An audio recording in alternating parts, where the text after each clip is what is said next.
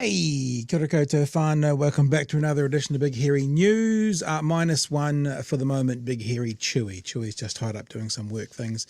He may well pop his head in a bit later on, but we'll have to play that one by ear. So hopefully, but I've got a very special. Oh gosh, I just done something wrong. I've got a very special animal to introduce to you. I know you all missed her last night, but hopefully you're okay with me bringing along the other unofficial co-host. I'm trying to do this all at the same time. And she can spend some time with us tonight whilst we wait for Chewy. So one of the gingers, he's off doing a few work things. He's going to try and join us a bit later on. The other ginger, well, she's with us tonight, and she will be happy to sleep right through the whole conversation. How you all doing? Hope you're doing well. Hope you're having a good time. We've got a couple of interviews tonight. We've got Ricardo Menendez March coming up in just a second to talk a bit more about the issue around sanctions with beneficiaries. What I keep saying what National's doing, but it's the National-led government doing. And a little bit later on, I've got a pre-recorded conversation with Max Harris. Now, Max Harris is one of the 170 representatives from the legal and academic world who signed the open letter about the New Zealand Herald advertorial from Hobson's pledge. So I've already had that conversation with Max, and we'll play that after Ricardo. A little bit later on this hour, we also want to have a look. And I missed this a little bit. But a couple of days ago, we've been told that this government has done something amazing, and all of a sudden 1,000 kids are out of emergency housing. What they're not saying is the concern by many in the advocacy groups as to where those 1,000 children have gone. They talked a little bit about it in the working group last night. So we're going to have a look at the story from a couple of days ago, just from a written article, and then we'll have some commentary from the guys on the working group last night and have a talk to that as well. There's a couple of other things going on. Really big news story that seemed to break on One News tonight, which we're not doing tonight, but we will try and do tomorrow night, about the Police Association kind of being left out of gun legislation conversations by Nicole McKee. They're the accusations, at least. We'll have a bit of a look at that, but we'll be doing that properly tomorrow night. I've already contacted Chris Cahill to come on to see if we have a talk to us about it. So lots of bits and bobs going on. And also, here's one for you. Mehdi Hassan did a piece a couple of days ago. If you want to know more about Project 2025 in 2 minutes, Mehdi Hassan does a really good bit on it. So that's not really a commentary thing. I just thought for those of you who are hearing 2025, Project 2025, what is it? I'll play that for you tonight, and we can all get informed together. Just want to remind you that this is the last couple of days for our merch to be available in August. Now, remember, every month we have our merch, black and whites. We'll do a colour one day, I think. But if we do that, that'll have to be for a special month. I'll think about that. And of course, you've got the BHN hoodies, the BHN tees. You've got the personalised BHN hoodies, the personalised BHN tees, so you can have your name on it. And of course, every month we support a cause. May not be an official charity, but we support a cause. And the cause that we are supporting this month is Rainbow Storytime, and we are giving 25% of the profits to their fundraising for their legal action against Brian Tamaki. We've also had a very generous contributor say that they would match that donation up to $500. So if we make $500 from the hoodies we're selling, then they will add $500, and we'll give $1,000 to Rainbow Storytime. So think about it. If you get one of their hoodies or their tees, the Buffer gear, and of course, if you want to know more about Buffer, the video is right there explaining the whole thing with Professor Margaret Mutu. If you're interested in getting them, and can I say, probably left it upstairs, didn't I? Yeah, I sent out basically all of the hoodies from last week's order today. One got missed. You will hear from me shortly. I'll drop you an email. But if you ordered your hoodie last week all by one person, and there was one where there was not a sizing, but I've talked to that person, they all got put on a courier today. So you should hopefully have them in the next couple of days. And if you've got a teenage kid, my 18-year-old daughter, who wants nothing at all to do with me, like nothing to do with me, she wants one of these pink ones. So they're kind of cool as well. There's a first-year university student who wants to be seen in the pink Buffer gear. So, I'm just saying, if you're looking for presents for kids, this is all going towards both supporting us and both supporting Rainbow Storytime. And officially, this merch store closes down tomorrow night at the end of the show. So you got to get in tonight or tomorrow night, and good luck to you as we try and raise some money for Rainbow Storytime. And of course, it supports us as well. Right, let's kickstart. Look, we're already getting chats coming in. You know me and chats, guys. When Chewy's not here, I'm not quite as good on them, but I will definitely keep an eye on them. And yep, there's some super chats going in there as well. We'll try and get around to those as well as we go through the evening. But let's welcome to the show from the Greens, Ricardo Menendez March. Ricardo, thank you so much for joining us this evening. How are you? Yeah, we're doing good. It's not a week where Parliament is sitting, so that's always a good week. Yeah. Is it less busy when you don't have Parliament, or have you got so much other stuff going on? It's basically as busy.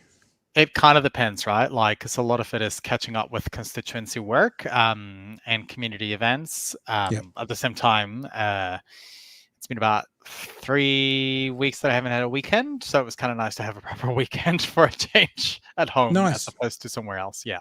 What happens in the Menendez March household on a weekend at home?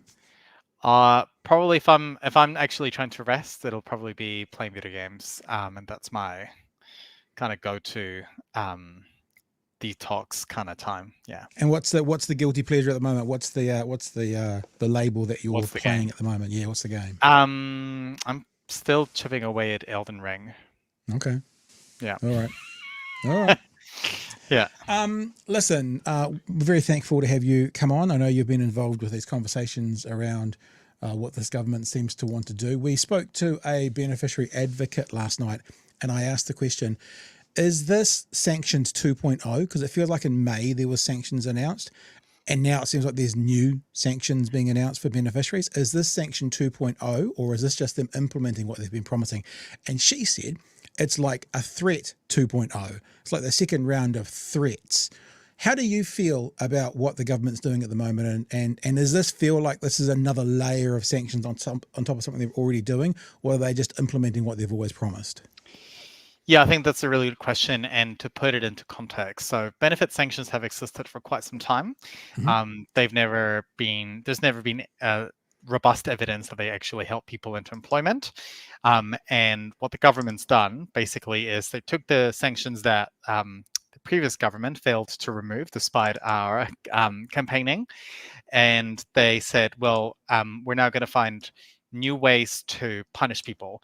So the sanctions are the same. It's just that like they've implemented this traffic light system, Yep. and then they've also added layers such as, for example, on top of potentially taking your money away, they now will use mechanisms like putting 50% of your benefit on that green card, which then you can only use in specific shops. And then there's sort of the community service type stuff, which is really problematic because it's basically mandating people to do free labor.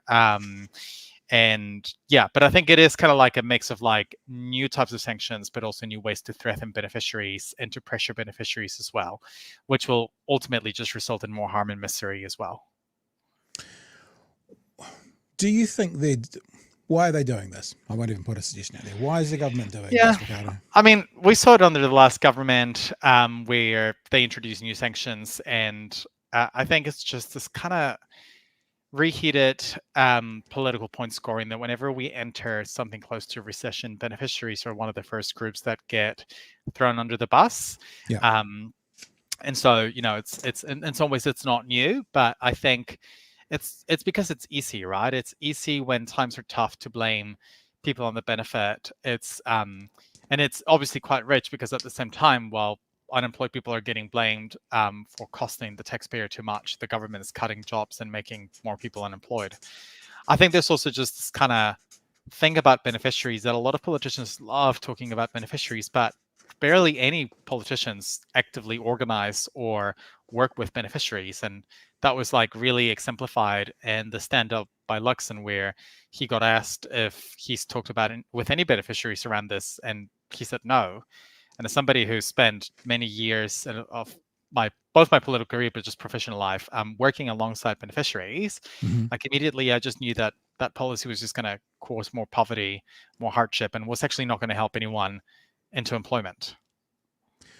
I kind of feel like almost taking a step backwards in this conversation, because in my head, I go, there is going to be a sector of the community receiving benefits who we need to help because they're keen just to stay right where they are, right? Whether it's carrot or stick. But before I even want to have that thought, I want to go, what is a benefit? Like if I was to ask you the question, what's a benefit for, Ricardo? I know it's a real simple question, but we're debating how beneficiaries should be treated at the moment. What is the need, or what is the reason for that safety net we hear about? What is a benefit for? Well, I think you just said the term, right? It's a safety net, and it's the Mm, benefit is there to support people during tough times, during period of lack of paid employment. But interestingly enough, I think the way that it's been set up already makes a lot of assumptions. So, for example, it assumes that if you're not in paid employment, you're not necessarily making a contribution. So it kind of takes paid employment as one of the few valuable contributions someone can make, but you could still be doing volunteer work. You could be doing things like yeah, caregiving, looking after family members. And those are things that are not really counted as meaningful contributions.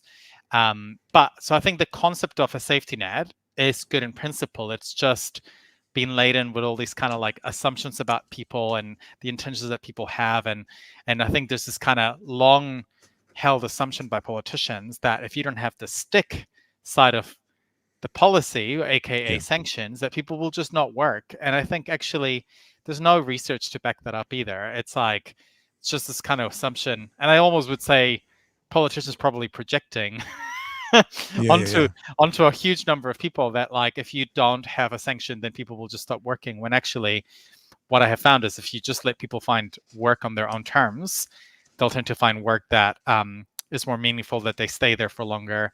And it also, just lastly, I think the other assumption is that like people are there to serve businesses' needs, and so there's this whole kind of rhetoric attached to kind of the politics around benefits, around like, oh, but these employers need people, and it's actually the entitlement of this business owners of saying like, I'm entitled to workers.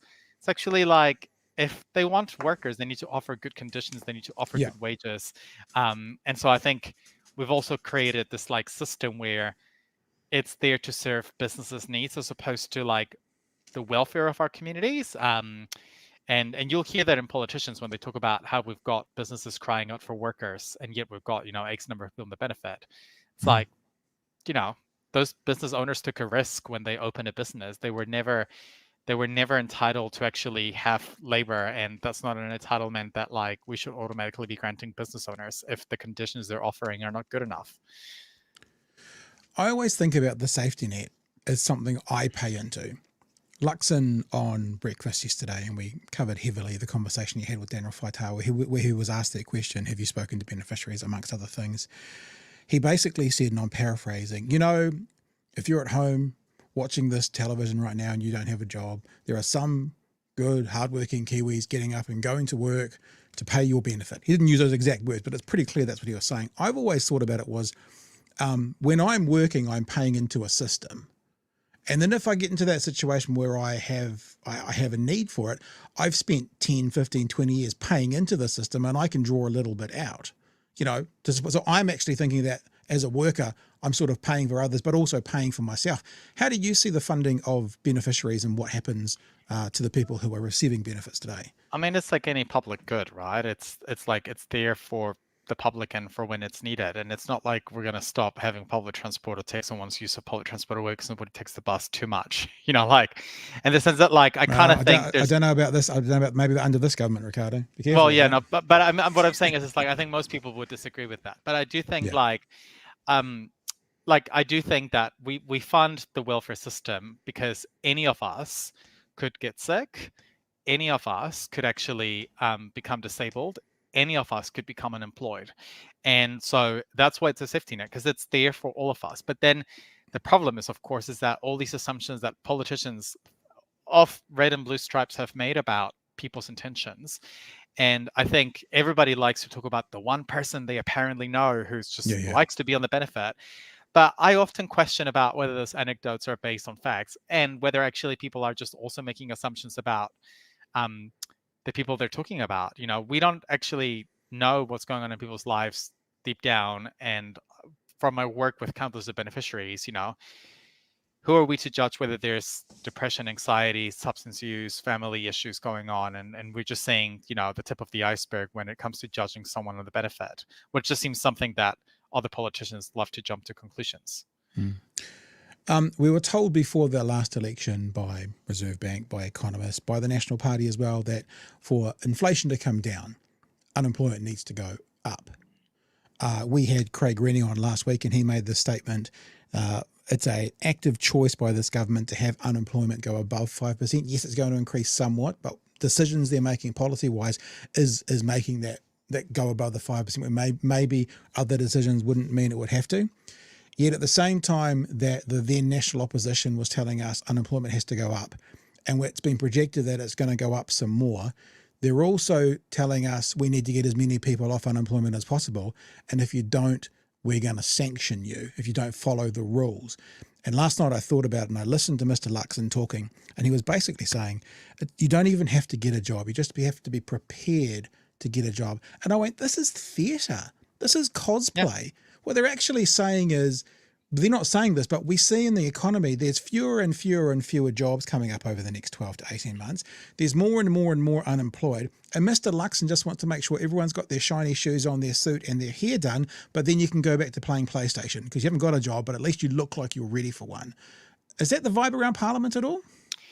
Well, yeah, I think, and like you say, I think it just speaks to the, speak to any beneficiary that's gone to these like work seminars or, meet with a case manager about the obligations, and they'll tell you that it's a tick box exercise.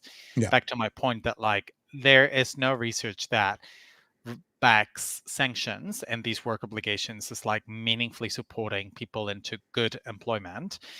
Often what we end up getting is people just being pushed into whatever shitty random job that is like first available, and I've seen how people get pushed into jobs that like you end up spending more money in childcare, you end up with like massive commutes, and I think that's just not worth it. Like I think we do need to unpack all these assumptions that like and Louis Hobson says that any job is better than no job, and I actually disagree. Like if you're a caregiver, there are some jobs that would literally compromise your ability to like look after your family. Yeah. And so like I think it's just this almost Victorian era, like, like really outdated way of viewing the world. I think the other side of it is like, to the point around unemployment, like politicians will never openly admit, and particularly Labour and National, who have both kind of subscribed to this idea that like, they do rely on unemployment going up to lower inflation. It's just this like conventional capitalist way of viewing the world. And, if for anyone watching, I guess is like the question is, when have you seen unemployment at 0%, like, or close to 0%? Like it's a design it's designed by people who design the system that there will be some unemployed people at all times. And when inflation goes up, you basically, one of the tools you have at your disposal is to throw more people into unemployment because that reduces people's spending power and it cools down the economy. But like, it goes back to that kind of like the government wanting it both ways. They want to cut jobs and make life harder for beneficiaries. And it just goes back to beneficiaries being an easy scapegoat. And then, of course, they give tax cuts, which are inflationary because by definition, they're putting more money back into the economy. So they're saying we need to bring inflation down whilst they're actively making policy moves that will likely increase inflation. Well, that's right. I mean, and at the same time, obviously cutting services that, that in and of itself could lower inflation. But the point at the end is like, this is a government that, from my perspective, has never had addressing things like inequality and poverty at the top of mind. And in some ways, it's just doubling down on a broken system that is there to punish poor people and reward the people already doing really well. And yeah, like you say, that the over $2 billion for tax cuts for landlords, as well as how the tax cuts will disproportionately benefit people on six-figure salaries. Like it's just speaking to a system that's allowing people to accumulate a lot of wealth and leaving the hundreds of thousands of people on poverty, but worse off effectively. Yeah. I'm interested that you've said a couple of times, both Labour and National. Do you, from your position, maybe official Green position, maybe not, basically see Labour and National as bad as one another when it comes to benefits and beneficiaries? Like, I think, Labor definitely takes a softer approach, but I'll be really honest that, like, I mean, Labor doesn't believe in removing sanctions.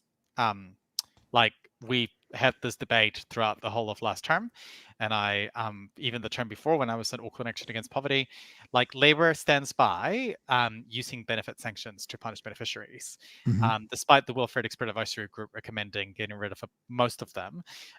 They didn't touch on the substantive sanctions available, and so I think part of the issue is that they end up taking turns at managing a welfare system that does not treat beneficiaries with dignity. And I think my issue with the way that Labor has handled that is that they missed the opportunity to transform the welfare system that would have actually better protected people during the pandemic, that would have better protected people right now, and left it largely untouched. And I think that just creates the conditions for national. So, for example, if Labor had gotten rid of these, like, um, the kind of work obligations that are entrenched in legislation, Hmm. National would have not just been able to introduce a traffic light system so easily. So, like, in some ways, Labor, by Right. leaving things untouched, makes it easier for National to double down. Then Labor gets back in, maybe removes one bit, but leaves most of the other stuff in place. And so we end up just kind of taking two steps back and maybe just like half a step forward. And on the whole, we end up going back. You mentioned the word dignity there. That seems to be a word coming a lot from advocates as well. How do you think we should be operating the system to ensure the safety net is there and there is as much dignity as possible?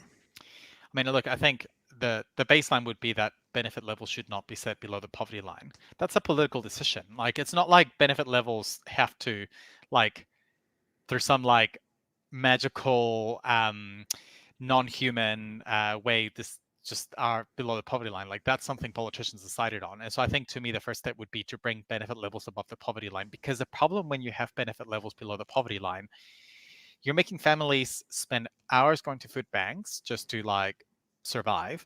You end Yeah. up getting families getting into debt just to pay the bills. You get families having to spend hours on the phone line to try to get to work and income just to basically ask for a top up. And, like, when we want to talk about people being productive and all that kind of stuff, like, that's literally the opposite of what even Luxon claims to subscribe to. So the baseline stuff for me would be that. The second thing about dignity is kind of like trusting that people actually know their circumstances and what will work for their circumstances. Like, this, despite whatever challenges someone may be going through, I still think that people should be trusted to understand their circumstances. And what I mean by that is, if you got a caregiver who's saying, I actually want to focus on looking after my children for a specific number of years, even if they're teens, that, like, we tell that caregiver, sure, like, we're not going to force you into a full-time job because your family situations demand that you focus on your family. Or if we tell someone that, like, they should only, they can only work part-time because they want to juggle other projects, that we trust them to do that. And I think that's part of that lack of trust is where the dignity is also stripped, because we continuously treat people with no trust. And it's also really rich for the parties of the right who claim to be all about individual freedoms and right, that they only apply those individual freedoms to the wealthy few, but actually almost have a nanny state type approach Yeah. to how beneficiaries lead their lives. And so the way I described the policies that were announced this week, it's about control and punishment. It's not Yeah. actually about the betterment of someone's life. Well, and I mean, speaking of the betterment of someone else's life, I mean, it will literally put more people into poverty. These sanctions, like we were talking last night about, this generous government saying we're only going to cut half your benefit if you've got children, only half. Most people's rent is more than half their benefit, and so that's going to put children in harm's way without question. It's just Well, yeah. and Louis Hobson couldn't even say what happens to people when they get sanctioned, right? I think that's just the kind of, to be quite frank, like, the kind of bullshit state in which we find ourselves, where it's like we've got a minister announcing more punishments, cannot even articulate what happens to people when they get sanctioned. And I can tell you what happens, right? Like, if you're surviving week to week and you get your benefit cut by half, you get pushed to food banks, you get pushed on the streets, you get pushed to move around. And the harms, even if you get sanctioned only for like a couple of weeks, the harm of, for example, losing your rental, the harm of getting into debt, that harm lasts for potentially years even. And Yeah. so like short-term sanctions actually have huge long-term impacts, and you're completely right, it will result in more poverty and Mm. generational harm. I'm also looking at this government now, and they when I say they did well, I mean their messaging was well received. They managed to get it out there so people would believe them. When they started talking about things like gang numbers and how much gang numbers have gone up, and when you look into the research, you realize they're just because they say there's twice as many gang members, that's because they were continuing to count them. It didn't mean twice as many had joined up. And it seems they're going to start doing the reverse of this now by getting people off benefits and getting kids out of emergency housing. And then they can tick, we've got 1,000 fewer kids in emergency housing. Whereas they might have just moved them aside, changed the way they count things. I actually think that the gang numbers will start to get counted in a different way. And then they'll be able to claim, you know, the gang numbers have gone down. How much of this is them just wanting to jerry rig the numbers to be able to say, you know, 10% fewer people on benefits now, but it's because of the sanctions they've got in to just kick them off rather than finding jobs? Well, I mean, look, the government weakened its own child poverty target. So this is kind of what it says. Like, this is a government that decided to be less ambitious on child poverty, while at the same time decided to be really ambitious on getting people off the benefit. And they never asked the question, what happens when somebody gets off the benefit? Like, where are they going? Because they're not measuring how many people are getting off the benefit into work. They're just measuring how many people get off the benefit. Yeah. And so there's no consideration about whether people are actually doing well. And this is for us in the Greens the priority. We're more interested in measuring how many children are still in poverty, because one child in poverty is one too many. And this government seems actually, and you know, and this is not my vibe, it's literally what they've done. They've literally changed their child poverty targets to say that they're comfortable with not just reducing child poverty like less than they would have done, but actually they're comfortable increasing material hardship for children. And that to me says that this is an admission that the government knows that their policies will make life harder for children growing up in households where poverty is a thing. And so, yeah, look, this government doesn't care about data and evidence. This government doesn't care about the Mm. realities of just doing it the toughest. And I think we've just got a tough battle ahead to organize to not just, I guess, get this government out, because it's not just about playing magical chairs, but actually bring forward a different kind of system that actually does treat people with dignity and respect and does not accept poverty as a choice that politicians have made in the past. Yeah. It's easy to make your numbers look good if you decide to choose to change how you count things. Then they look really good. Hey, two more quick questions, and they come from the chat, but they're ones we're going to talk about anyway. Kiwi Bird says ACT also wants to punish beneficiaries that have kids. We have an aging population. We need kids. ACT is a stupid party. There's a question in there. You know, David Seymour, I brought it up on the Stuff article. ACT Party leader David Seymour will be pushing the government to go further in its welfare reforms and sanctions those who have children while on a benefit, as the national-led coalition looks to ramp up pressure on those out of work. So it seems that it's been reported that Seymour wants to go harder on those with kids. Any thoughts? Yeah, I mean, two things here, right? I think it's a pretty intentional tactic to have Seymour being rolled out and say, oh, we wanted it to be harsher, so where we landed is okay. It's not okay. But yeah, I mean, I'm not surprised that David Seymour wants to be completely unhinged and bring forward all the like horrible beneficiary bashing tactics of that, you know, in the US that was a kind of quite big rhetoric at a time. So it's almost like importing all these culture wars and prejudices about particularly solo moms on the benefit. It's been done. It's Yeah. literally been done. I feel like I'm just being like transported back to the 80s and the 90s. That kind of discourse about beneficiaries having too many kids. It's been done. We know it's bullshit. Like honestly, like imagine like, and it also is rich coming from, and like I can't get pregnant, but like all my friends who can get pregnant, like I haven't met anyone who's like, sweet, I'll endure like 9 months of pregnancy for like for the rest of my life just to like keep receiving a below the poverty line benefit. Like Yeah.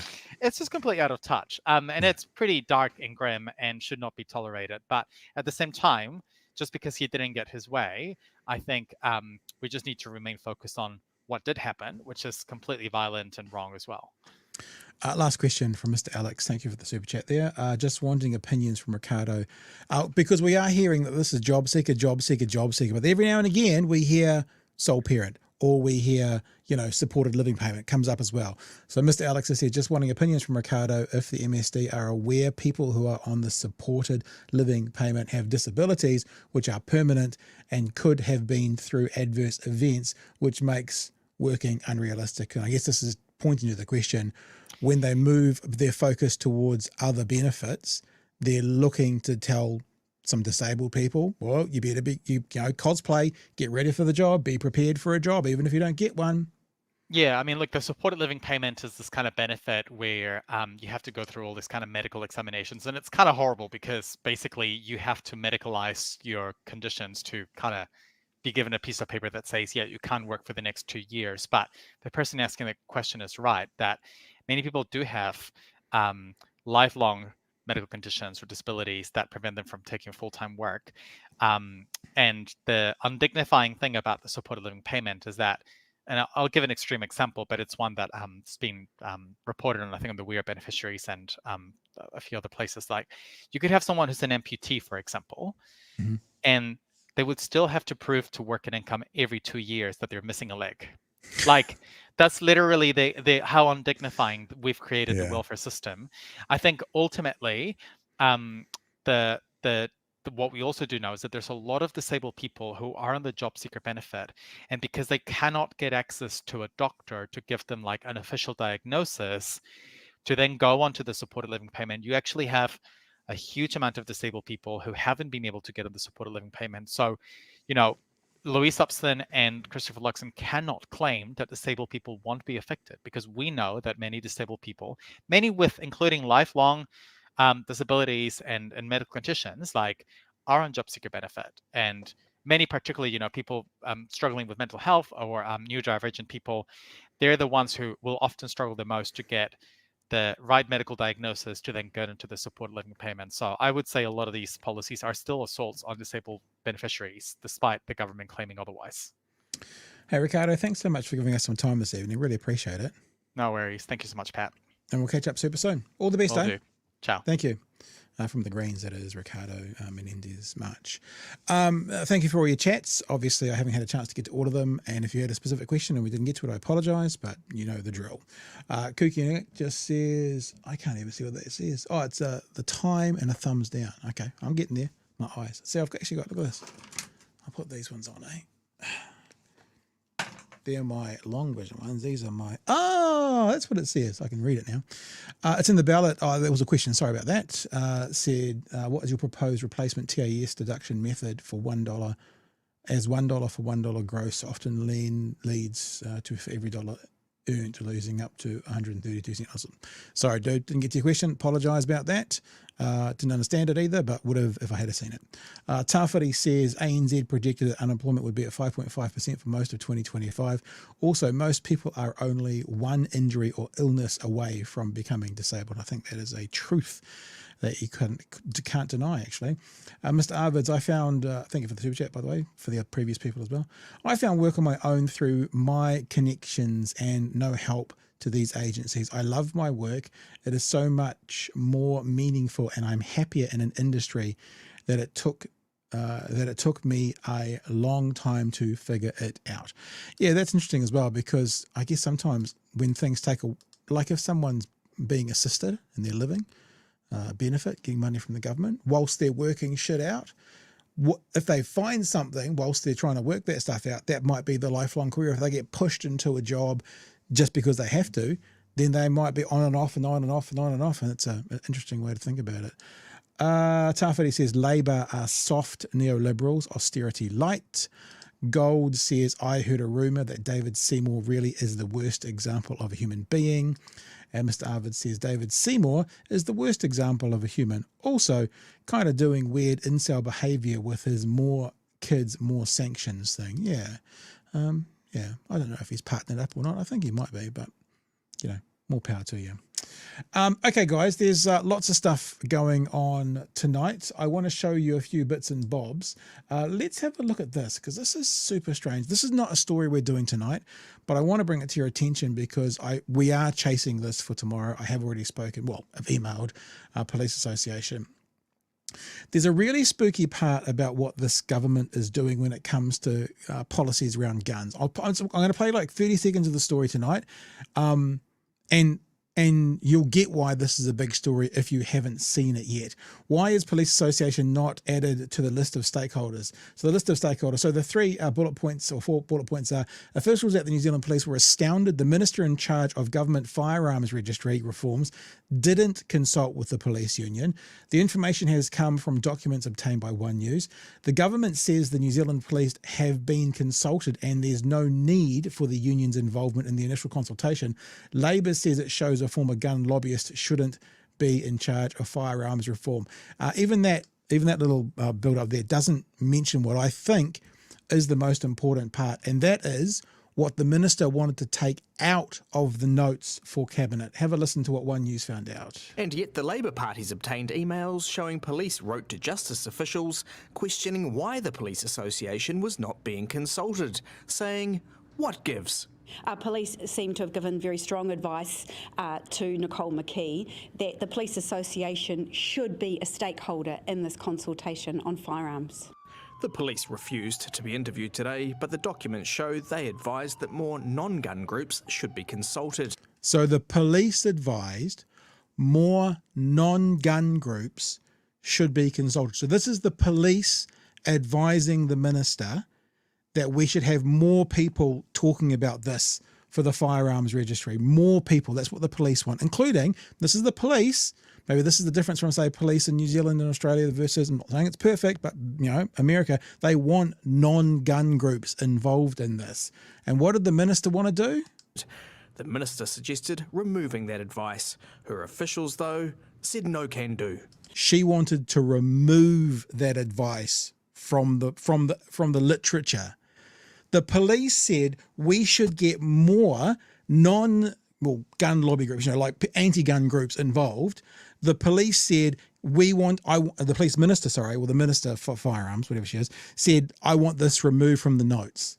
That, to me, is the biggest story of this. Nicole McKee has attempted to change the comment that police have wanted to put in that cabinet paper. Well, yes, I just wondered whether it was really necessary when you have a look at the extensive No. You didn't wonder if that was necessary. You wanted that removed from the literature. You didn't want others to see that recommendation. Include Philippa Yazbek and Gun Control New Zealand. So, not a story we're doing tonight, but I saw that on One News tonight. Dumbfounded.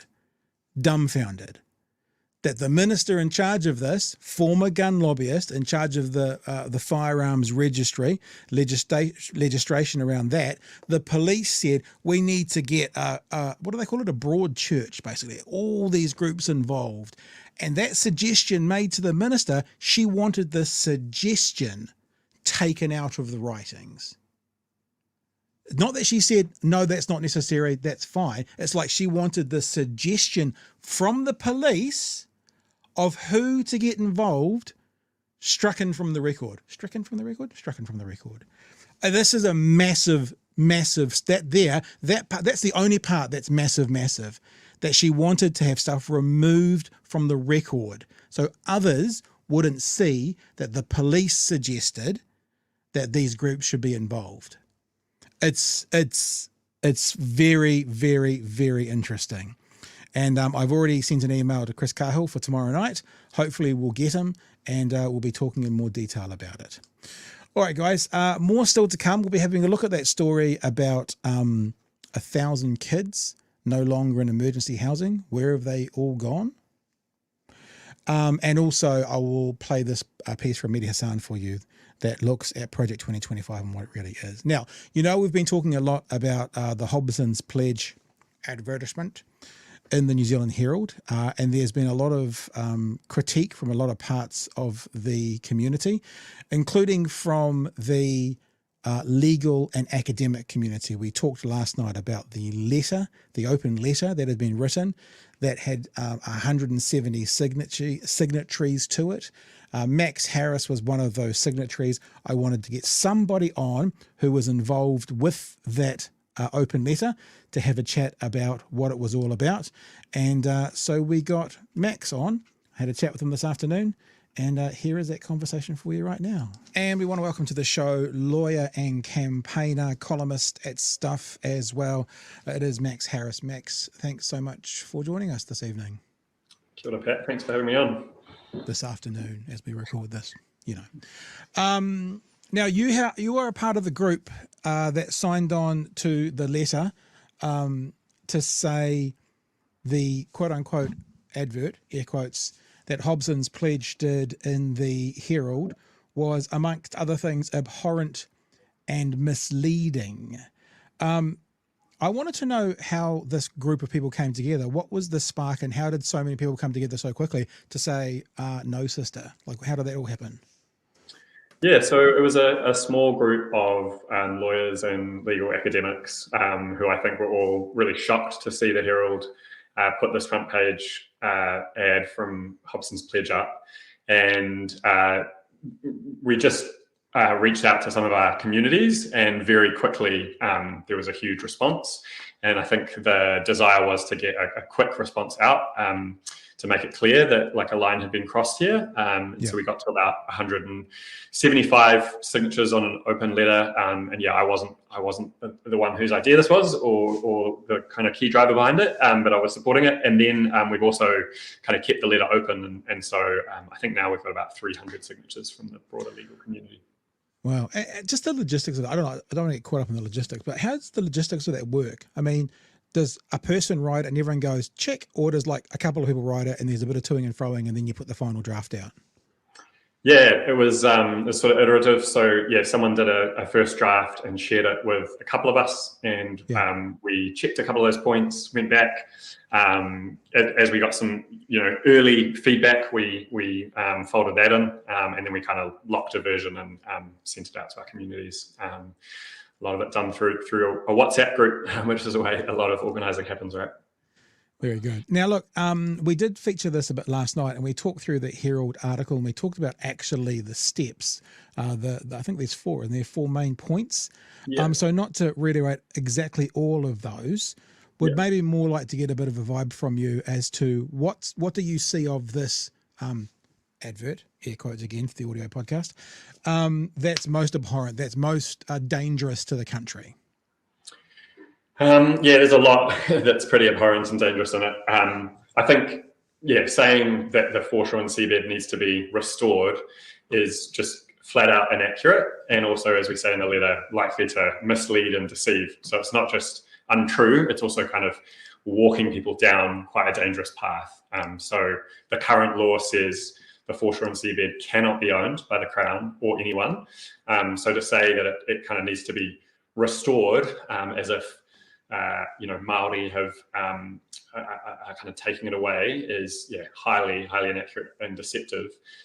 Also, what it says about we are all New Zealanders, and a lot of the later lines we think are likely to fuel racism. And stepping back and stepping away from the letter, I think one point that I would want to make is that I think throughout New Zealand's history there have been these attempts to whip up fear about supposedly Māori threats to power, and that is always done to prime people, and especially non-Māori, for kind of racist responses. So this isn't new. We saw this around the time of the foreshore and seabed. We saw this in response to co-governance, and I just think we need to kind of draw a red line on that and say this kind of thing has led to a lot of damage. It happened before the Waikato War in the 1860s, right? So this idea that Māori were kind of creeping up by stealth to justify an invasion, and I think when you see this happen in cycles, I think it's important for us, especially as Pākehā, who have benefited in different ways from this, to say, no more. 20 years after the foreshore and seabed, we don't want this kind of debate to continue like this. And that's kind of what we're trying to do through this letter. A huge number, as you say, upwards of 300 now, probably more to come, of academics and legal experts are speaking out against this. Do you have any understanding as to what Hobson's pledge legal team is? Do they have any legal precedents to set here? Or is this a Don Brash wet dream, I want because I want? Yeah, I'm not sure about their legal team. I know they have a lot of resources, but looking at this ad, it doesn't look like they've made a good faith attempt to understand the law or be accurate. And I think that takes us to the Herald's obligations here. And I think the Herald has a responsibility as a big outlet to think about, whether it runs these full-page ads, whether it just responds to people that want to pay for the ads. We think that they needed to be much more careful than how they were here, that they are likely to mislead or deceive. And one other point to add just about the legal community is, as you know, and as your listeners will know, the legal community tends to be very cautious, especially about getting involved in politics. And so to have this level of response is quite unusual, and it speaks to how disgraceful, in my view, this ad is, and how inaccurate and divisive it is. Does the big concern around this ad come from the dis and misinformation? Because obviously we've had this conversation, and we had Matthew Tukaki on from Wātea on Monday night, and one of the things we asked him, because we want to cover this off, is when the CTU did their front page on the advert, that seemed like an obvious opinion piece, whereas this seems like spitting facts and accuracies. Is that the big difference, or would you lean towards even these big raps like people like the CTU maybe should be thought of twice? Yeah, personally, I think probably some advocacy advertisements are okay. That's my personal view, as long as they're very clearly flagged. But I think any publisher needs to be really clear that they're accurate, or that they're very obviously tagged as opinion. I think there are several aspects of this ad that crossed the line in that respect. There was kind of a top banner with references to other stories in the Herald, which kind of made this look like it was Herald content. And I think the inaccuracies are like very clear to anyone that knows anything about this issue. And I think, the Herald's used to checking on the accuracy of opinion columns. And so it's not that onerous for the Herald to think twice. And in fact, we know, because the Herald rejected a second ad, that they could reject this. It's not that their hands are completely tied. And I guess that's what we're saying in the letter. Is there any kind of part of this we have to think about? Did they reject the second advert because of the blowback, or are they acknowledging they got the first one wrong? So they're going, we shouldn't have done that. There are actually two different reasons why one would reject an advert. Yeah, it's true. Yeah, I don't know exactly. So I'm guessing like the rest of us, but I think there was quite significant blowback, and I was heartened to see that. I haven't seen that many people beyond some trolls who I'd expect it from really go into bat for the ad. So yeah, I would like to think it was reflecting on that first decision, looking at the public response, reflecting on their responsibility. And I'd say this cautiously, because I think there is still racism in the community to be combated. But I do think that the community is moving on from 2003, 2004, those Kiwi iwi ads. We see Te Reo Māori, much more frequently used, as everyone said. You see it at the supermarket, you see it Celebrity Treasure Island, you see it on TV, in the community. And I think there is this gradual recognition that actually excluding and marginalising Indigenous part of the New Zealand community is wrong. And I'd like to think the Herald's kind of taking that into account as well. It is ironic, though, that I believe, correct me if I'm wrong from your memory, the Iwi Kiwi campaign was when Don Brash was leading the National Party. He was a part of the Iwi Kiwi, and now Don Brash is leading Hobson's pledge. Do you have an inkling or an idea as to why they're trying to do this? Like, what's behind it? Yeah, so the background context is, the government has said that it's going to overturn this decision that was reached by the Court of Appeal on the marine and coastal area legislation. And it's pretty controversial what the government's doing there, right? So they are not just overturning a court decision, which is unusual, they're also kind of interrupting this court process, because it was going to be heard by the Supreme Court, which is even more unusual. So they're not letting the kind of court appeal go through the usual process. And what I think Hobson's pledge are trying to do is to try to get in behind the government, essentially, and to try to whip up public fear and distort the facts in order to give the government some backing for what is a very anti-Māori move. And yeah, what I would like to think is that actually the majority of people in New Zealand recognise that whipping up false statements and anti-Māori racism is absolutely wrong. But what Hobson's pledge wants to do is try to amplify that small minority in favour of what I think is very wrong government action. I think about this government, and I mean, there's too many to mention, which is a sad thing to say, but I think about the Māori Health Authority. I think about Māori wards, instructions for councils to do that. I think about the treaty referendum. I think about, use of te reo in government departments. Yep. And it feels like that this Hobson's pledge campaign attack is not sort of in spite of any other feeling in the community. It feels like it sits very comfortably beside what this government's already pushing through. Yeah, I think that's right. And in a way, it's trying to bolster that in response to these very strong public responses we've seen in the community, like the activations we've seen, the real public outcry about the Treaty Principles Bill, and the opposition to Māori wards, Section 7AA, and the other issues you mentioned. So I think it's almost a sign of desperation from Hobson's pledge, and also from the government in trying to kind of claw back some public support. But I don't want to just suggest in saying it's desperate that these people don't have power and resources. They do, and that's why I think it's so important we all speak up about it. Amongst the legal fraternity, is there any kind of conversation around legally what one could do about this advertising campaign? I mean, the Advertising Standards Authority putting out falsehoods, is that kind of conversation happening at all behind the scenes? Yeah, I think there have been a few lawyers who signed onto this letter encouraging people to make complaints to the Advertising Standards Authority, as well as those complaints to the Herald, letters to the editor. Beyond that, I haven't heard anything. Obviously, there are legal challenges being taken to other aspects of the government's agenda, but I haven't heard that being discussed on this issue. As far as you're aware, the group that you're involved with, 170, 300 signatories, has there been any direct engagement with that group and the Herald or Hobson's pledge? Yep, so there has been engagement with the Herald. So that group sent the letter first to the Herald. Thought it's good to let the Herald know what the group thinks, not with Hobson's pledge. And how was with the Herald's response? Was they going to cancel, obviously, the next advert, but was there anything about their process? Did they acknowledge anything to the group as far as, did they make a mistake? Or are they just taking a step back? There's that adage in media, and I've been involved for a long time, that you never apologise. Because if you apologise, you admit culpability. If you admit culpability, there could be repercussions from that. Yeah. As far as I know, there hasn't been any acknowledgement like that. The Herald did run a story on the response.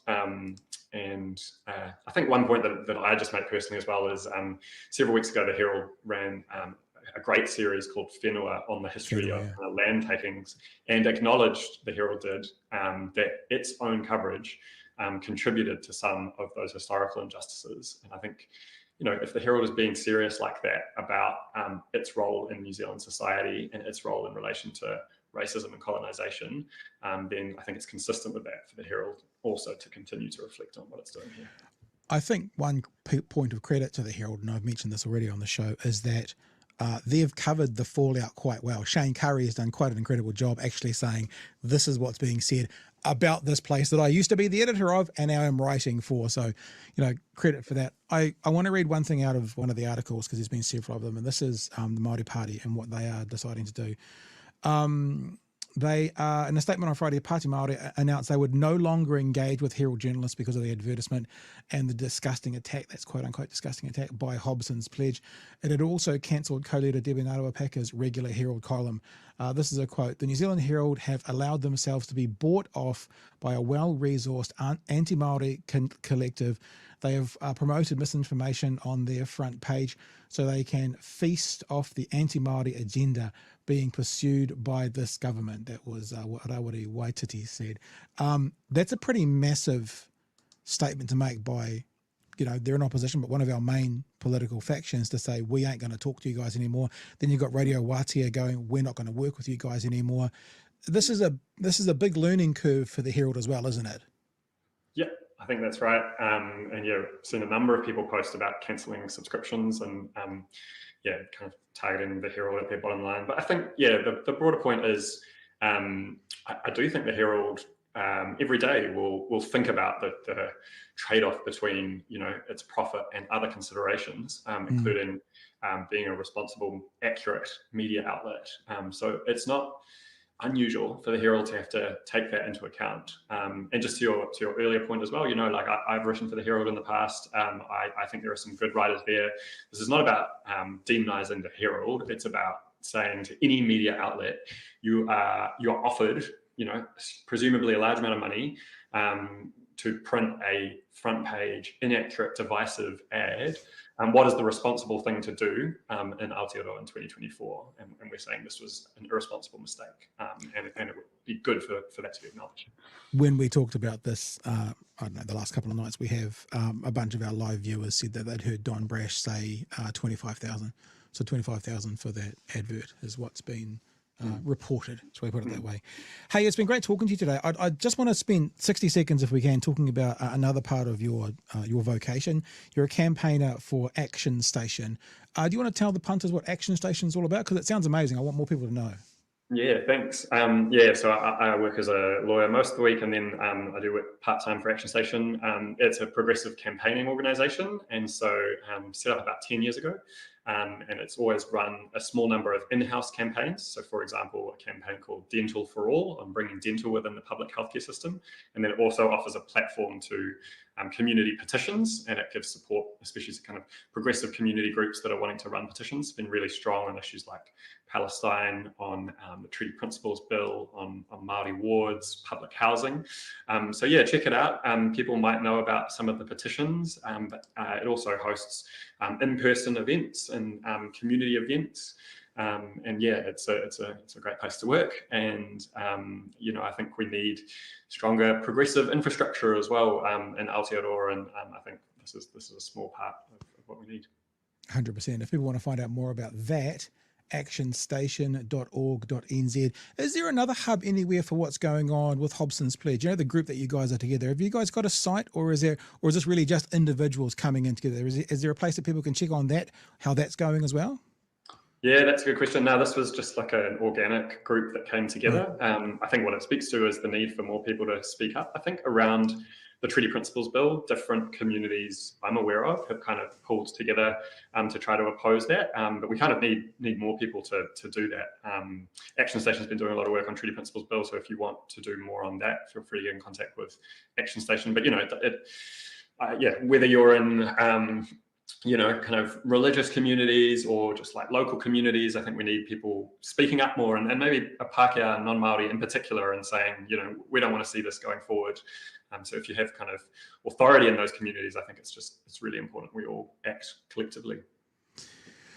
He's a columnist, he's a lawyer, he's a campaigner. He is Max Harris. Max, thanks so much for joining us today. Kia ora, Pat. It's been a pleasure. Thanks a lot. There you go, team. And as you know, or as some of you probably know, that was a pre-recorded conversation, although it was nice seeing you offer Max nice words in the chat there. Okay, there are some chats that are coming in. Bill says, thank you for the super chat. I heard David Seymour has less substance than a hologram. Dean says, not related, but GE today, nuclear power next term. Yeah, I've read a bit about that. I haven't gone too deep into that. The government saying GE, for want of a better word, back on the table for next year. Interesting. David See-Through says Tawhiri for your super chat. Yep, this has happened today. I said to you guys last night that I had put in a request with Hobson's Pledge to come and have a chat with us. We haven't heard anything back from them, but the idea was going to be get Matt Tukaki on at the same time, and it seems I saw this just before we started. I'm just bringing up their Facebook page actually. Just before we started, there it is. There, I guess. Chip on their Facebook page. Other places, just 3 hours ago. So that was only 7 p.m. That Don Brash went in and had a It's about 25 minutes, I think. Haven't heard it yet. We'll check it out tonight. I'll probably be bringing you some of that tomorrow if you want to have a chat about it. So yeah, Matthew debated Brash. Ricardo, the legend, Pat, that game is hard as balls. The game he was playing. I didn't know. I've stopped playing games.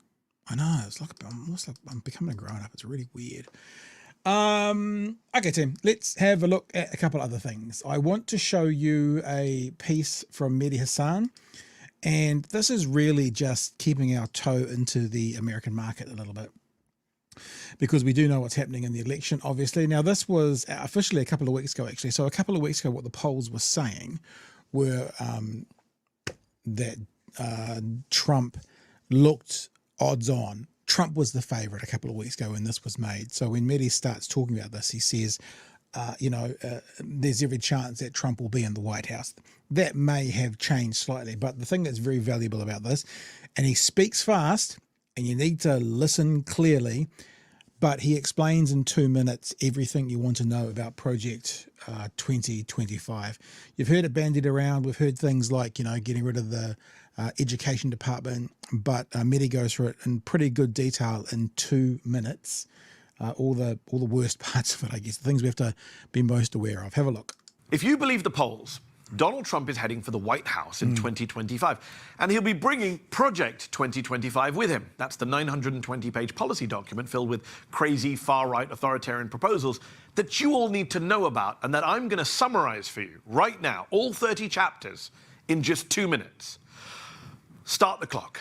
Chapter 1, turn the White House Council, which is supposed to give the president independent legal advice, into a, quote, activist force for the president's agenda. Chapter 2, root out anyone in the National Security Council or the Office of Management and Budget who's too woke or is aligned with the president's agenda. Chapter 3, replace thousands of career civil servants with MAGA loyalists. Chapter 4, radically increase the defense budget, expand the nuclear weapons production, lift restrictions on arms sales, and expel all transgender people from the military. Chapter 5, ramp up deportations of undocumented immigrants, including dreamers, make it easier to detain kids in detention camps, and allow ICE officers to arrest migrants anywhere in the US, even without a warrant. Chapter 6, defund the Palestinian Authority, bring back Trump's Remain in Mexico asylum policy, and restrict funding for international health organizations like the WHO. Chapter 7, ramp up the use of covert ops and use the CIA to, quote, implement the president's agenda. Chapter 8, defund, quote, unquote, leftist news organizations like NPR and PBS. Chapter 9, get rid of all climate policy from our foreign aid programs. Chapter 10, restrict food stamps and free school meals in low-income school districts. Chapter 11, abolish the Department of Education. Chapter 12, gut renewable energy programs and vastly expand our natural gas infrastructure. Chapter 13, shrink the EPA and shut down the Office of Environmental Justice. Chapter 14, get rid of Head Start for low-income families and ban the abortion pill mifepristone. Chapter 15, ban all non-citizens from living in government-subsidized housing, even if they're living in a family with citizens. Chapter 16, weaken the Endangered Species Act and significantly expand oil drilling in Alaska. Chapter 17, empower the president to investigate his opponents through the DOJ and eliminate the FBI's independence. Chapter 18, make it easier for businesses to discriminate on the basis of religious freedom and, of course, race. Chapter 19, restrict the EPA's ability to regulate CO2 emissions from cars. Chapter 20, force the Department of Veterans Affairs to seize abortion services and gender-affirming surgery. Chapter 21, focus the Minority Business Development Agency on, quote, the evils of socialism and communism. Chapter 22, increase taxes on millions of low-income and middle-class households. Chapter 23, it's just a long rant against China. Chapter 24, should we bring back the gold standard? Chapter 25, punish Planned Parenthood for getting COVID-19 relief loans. Chapter 26, give more of Congress's power to make trade agreements to the president. Chapter 27, abolish the Consumer Financial Protection Bureau, which has saved consumers tens of billions of dollars. Chapter 28, limit content moderation on social media platforms. Leave hate speech alone. Chapter 29, take away the Federal Election Commission's power to prosecute election and campaign law violations. And Chapter 30, go after companies with ESG, DEI, and other corporate social responsibility programs. That's what's in Project 2025. That's what could be heading our way. And if you want more people to know what's in it, then share this bloody video with them, will you? So there you go. It was very, very quick. Rotang says my ears got the stitch. I'm hearing you. What I think I'll do as well is that'll be scripted somewhere as well. I'll make sure I'll go find the script and I'll put it on the Facebook page or something if you want to know more about it. But there's a lot of stuff there. A lot of stuff there as well. We could, sometimes we push play and we push 1.25 speed. We should do it next time. Push play and we'll push 0.5 speed or 0.75 speed, so we hear it all a bit more clearly. Peter says Joe Biden may have saved the United States. Thank you for your super chat. Anna says for $5, thank you for your super chat. Seen on stuff news that Buller Hospital is in strife. Thanks for your hard work, Pat. Well, thank you, Anna. Thank you for that hat. You seen that hat? That's a great looking hat. That's what I thank you for. Okay, now, last topic of the night. Now, Chewy may drop in at any minute, or he may not. He's been at work tonight, and we weren't clear whether he was going to be able to get off and get back in time. So if not, you're going to be stuck with me. But this last conversation, really, it's from working group last night. And it is a story that kind of slid by me because this is from 2 days ago. Critics doubt government claims 1,000 children now in homes, not emergency housing. Getting more than 1,000 children into homes and out of motels is just the start of drastically reducing emergency housing, the government says. But a housing advocate said cutting down on emergency housing simply means more families homeless and living out of cars, and the Labour Party said the government was making it harder for families in need to access emergency housing. Associate Minister of Housing Tama Potaka says new figures show a 32% reduction in the number of families living in motels, as we were talking about earlier to sorry, my brain just went blank, didn't it? To Ricardo. When you change how you count, it's easy to tutu around with results, isn't it? And that more than 1,000 children have been rehoused in homes by Kāinga Ora or community organisations since the government came to power. Potaka said there have been a snowballing problem where families were staying in emergency housing long term when it had been intended as a stopgap for brief periods. That meant children were growing up in motels, and he had heard stories of families having to move to 8 different hotels in 2 years, which caused major disruption for their children. Later on, we hear from a housing advocate. Canterbury housing advocate Kevin Murray said need for emergency housing was growing, and that's not what the government's telling us, due to the high price of rents. There's going to be more and more people put back out onto the streets. There's going to be more families living out of cars. That's the reality of the government's decisions. The reality was that housing providers need more money to build more houses. Last week, Murray told RNZ people in emergency housing had reported they were living in fear of eviction because of anticipated tough new rules for people using the service. Finally, Labour Party housing spokesperson Kieran McAnulty said the reduction in number of people in emergency housing was because it had been made too hard for families to access when they need it. I've got this picture in my head. You know, you see all those like American fairy tales, and they're always cooking an apple pie and leaving it on the windowsill. You know, every time they do it, the windowsill and the apple pie gets stolen. Well, what they do is they put their windowsill 40 feet in the air, and all of a sudden, apple pies aren't being stolen. So if they change what's happening, if they change it, if they make it harder to get to the apple pie, then all of a sudden the apple pies aren't being stolen. If they're making it harder to get into the emergency housing, then all of a sudden the numbers look so much better. Make it harder for people to get into emergency housing. Where are they going to go? They're certainly not going to the houses that the government are building, because the government put a stop to that. They're either going into cars, which is why emergency housing was created in the first place, or they're going to go and stay with family in overcrowded conditions. They'll be able to reach that 75% because they're not letting people in. It's unhealthy. It's like, you imagine you had a stadium that could fit 10,000 people and you went, we're going to reduce the number in the stadium by 25%, and you just stopped at 7,500 and didn't let anyone else in. You would have reached your target, but it doesn't mean the demand would be any different. They'll be able to reach that 75% because they're not letting people in. It's unhealthy and unsafe, and only real honest way to reduce demand is by funding social housing. More questions needed to be asked about where people do go instead, McAnulty said. Now, last night on the, this is where I actually learned about it, on the working group, they had a bit of a chat about this. And it's always fascinating to see Damien Grant have no answer to a question. But let's have a look at what they had to say about it last night. Where are the 1,000 kids, Tama? Where are the 1,000 kids? Quick round. This government excels at camouflaging social carnage and selling that shit sandwich. I like the idea of camouflaging. In other words, it's not gone. It's just painted to fade into the background so it's harder to see. It's a great turn of phrase by Bonner. To us as a Parisian pastry. We have Associate Minister of Housing Tama Potaka claiming to have waved his homeless children wand and magically 1,000 children aren't in emergency housing in 1 month. Is it because Tama is a magician, or is it because National radically reshaped the eligibility for emergency housing and have in fact just ended up dumping these kids out into the street? Damien Grant. I don't know the answer to that. I think you are looking at an extremely obscure point and trying to score political. In 1 month, points. 1,000 children moved out of emergency housing. Really? Where'd they go? I don't Magic know. Land? Why don't we ask him on the podcast? Oh, we're trying to get him on, but he wants to duck and dive these days. And I'll see whether I can get him on. 1,000. It's a very good point being made here that we've kind of mentioned a couple of times tonight throughout the conversations. Is what this government's doing is they are changing the way you count things, and they're changing the way you count things, and then the outputs they're going to be able to say, well, we did this. Well, yeah, that's because you're now only counting people above 6 foot. What about all those ones below 6 foot that you made sure were in the situation when Labour was in?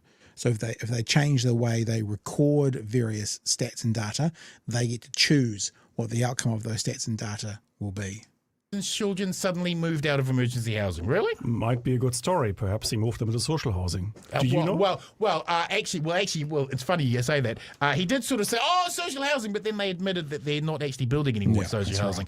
Right. It looks like, and this is what the advocates have said, they've just been thrown out onto the street.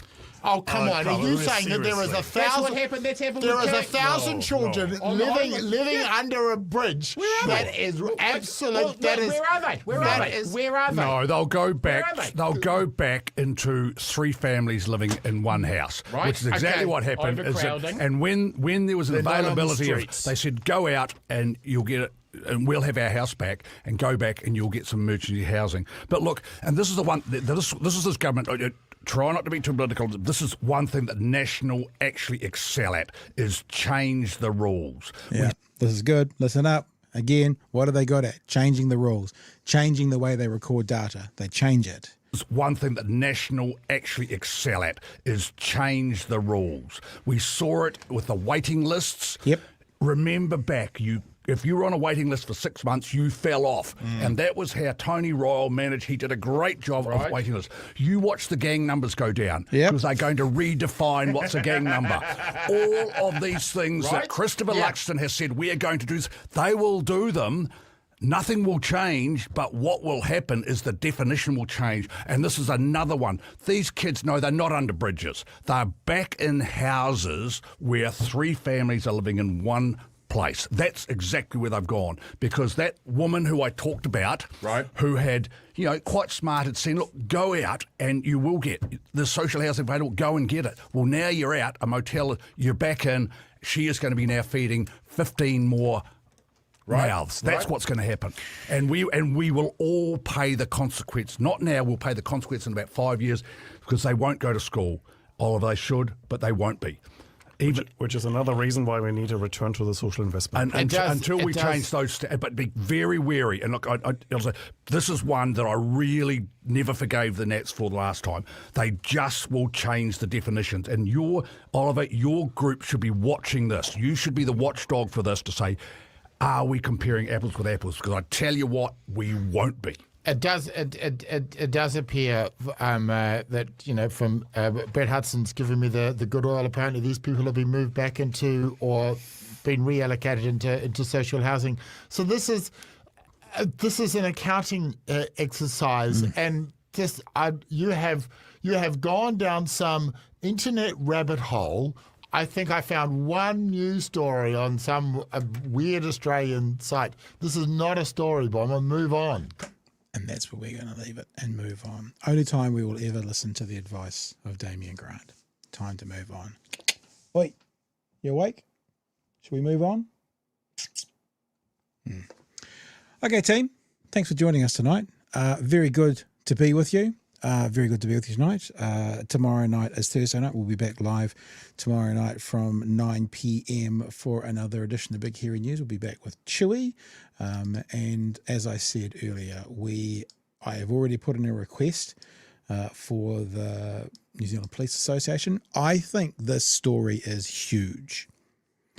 I think that the story around this minister requesting that the advice of the police not be included, well, it's not even not be included, to be removed from the report. I think that's massive. And I actually think, and we all know this, that if this was the other way around, let's say this was they were doing Labor was looking at smoking laws, and they chose to eliminate a whole bunch of the smoking advocates from the smoking conversation, what would the right be saying about them choosing to do it? I think it's really, really big. You might have heard it here first, and we'll follow up on that tomorrow. Even if we don't get Chris Cahill, I will definitely follow that one up and let you know more about it. It's been a good night, though.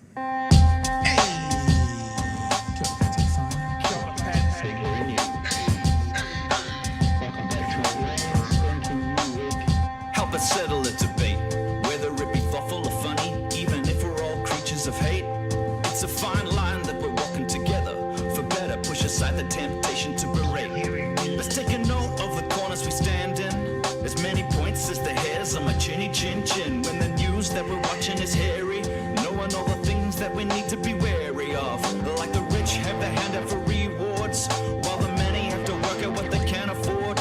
And the rest of us ain't paying attention, or maybe have questions we're too worried to mention. Other media is still dwelling on trivial facts, vetting bees from the rice and the mice from the rats, and picking and choosing a warpath to run, linking ourselves with the hill to die on. It's gotta come down to a welcoming vibe, with an A and a sub and a higher in mind. All have a lean either this way or that, and will be analyzed by both Chewy and Pat. With the evil in the world trying to mess with your head, and you're sitting on the couch, you're thinking chivalry's dead. Each night, 2 nights, they're gonna sing you to bed. It's Big Hairy News. Remember, you've got tonight and up until tomorrow night, so about 24 hours to get to bhnshop.nz should you want to support us and Rainbow Storytime.